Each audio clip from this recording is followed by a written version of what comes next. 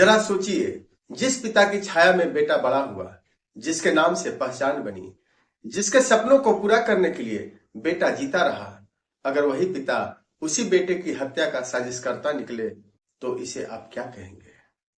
नमस्कार दोस्तों, मैं दीप देवराना। आज मैं आपको एक ऐसी कहानी सुनाने जा रहा हूं जो रिश्तों पर से भरोसा हिला देगी। यह कहानी है मध्य प्रदेश के मंदसौर जिले की, जहां एक भाजपा नेता की हत्या के पीछे सबसे खतरनाक सच उसके अपने ही घर में छिपा था। 18 जुलाई की रात हिंगोरिया बड़ा गांव, नाहरगढ़ थाना क्षेत्र। चारों तरफ सन्नाटा था। लोग अपने घरों में सो रहे थे। किसी को अंदाजा नहीं था कि उसी रात एक खून से लथपथ लाश एक बड़े राजनीतिक नाम की सच्चाई खोलने वाली है। सुबह होते ही खबर फैलती है, भाजपा बूढ़ा मंडल उपाध्यक्ष श्यामलाल धाकड़ की बेरहमी से हत्या कर दी गई है। जब पुलिस मौके पर पहुंची तो जो मंजर था वह दिल दहला देने वाला था। श्यामलाल का शव एक घर की दूसरी मंजिल के कमरे में पलंग पर पड़ा था।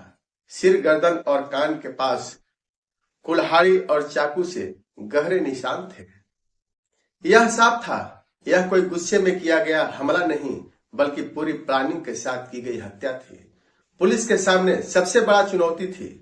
यह एक ब्लाइंड मर्डर था। घर में लूट नहीं हुई थी, दरवाजा तोड़ा नहीं गया था, पड़ोसियों ने किसी तरह की चीख पुकार नहीं सुनी।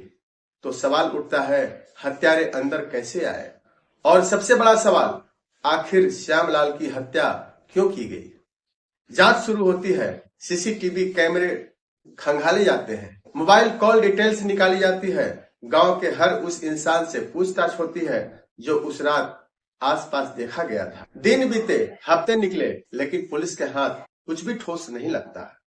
गांव में डर था, राजनीति में हलचल थी और परिवार सदमे में था। सबसे ज्यादा टूटे हुए दिख रहे थे श्यामलाल के पिता दौलत राम धाकड़। हर कोई यही सोच रहा था, एक पिता अपने जवान बेटे को खो चुका है। लेकिन पुलिस को यहीं से शक की हल्की सी लकीर दिखने लगी। जांच के दौरान एक नाम बार बार सामने आने लगा, शना। पुलिस को पता चला कि श्यामलाल का एक महिला से कथित अवैध संबंध था। वह उस महिला पर काफी पैसा खर्च कर रहा था। इतना ही नहीं, वह अपनी कुछ जमीन और मकान उसके नाम करने की सोच रहा था। यही बात परिवार के लिए सबसे तगड़ा तनाव बन गई थी।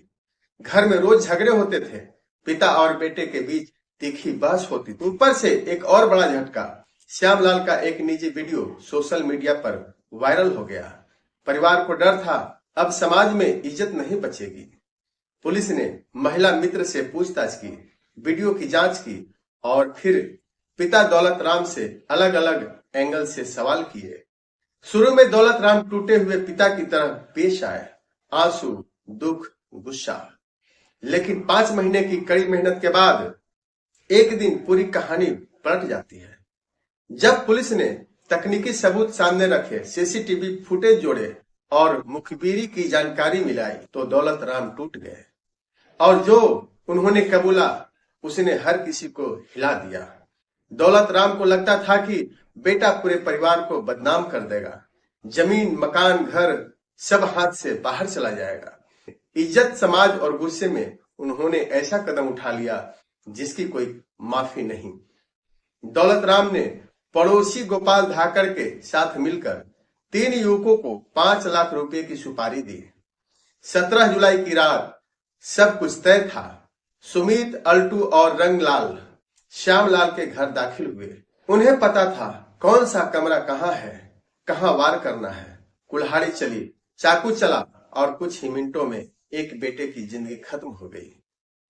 उस रात एक पिता ने अपने ही बेटे की सांसें हमेशा के लिए रुकवा दी। पुलिस ने हत्या में इस्तेमाल हुए हथियार, वाहन और मोबाइल फोन सब बरामद कर लिए। 5 आरोपी गिरफ्तार हुए, जिसमें पिता भी शामिल था। एसपी विनोद मीना ने कहा, यह केस 5 महीने से ज्यादा की लगातार मेहनत का नतीजा है। आज श्यामलाल धाकड़ नहीं है, लेकिन पीछे रह गया है एक सवाल, क्या इज्जत के डर से खून किया जा सकता है? क्या समाज का दबाव इंसान को हैवान बना देता है?